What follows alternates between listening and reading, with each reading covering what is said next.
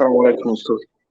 علیکم السلام و رحمت الله و برکاته. با همین پلی دزدی توی کردن مقصد معرکه رو گذراندن از نقطه شریعت نکاح باطل می شود یا نه؟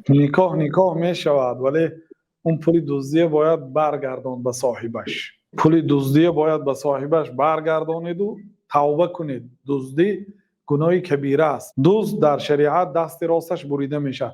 بار اول اگر دزدی کند و از ربع دینار بیشتر باشد، چیزی دزدگیش از 4.1 دینار بزرگ باشد، یعنی زیاده از 1 گرم و 25 میلی گرم طلا به قیمتی همین دزدی کرده باشد، یعنی تقریبا $70 $80 این مال دزدیده باشد، دست راستش بریده میشه. بنابراین این گناه عظیم هست. دزدی را حرکت کنید، قرض گیرید یا اینکه یگان چیز خانه است چیز فروشید، پول برگردانید به صاحب. ولی نکاح تا نکاح است. بله.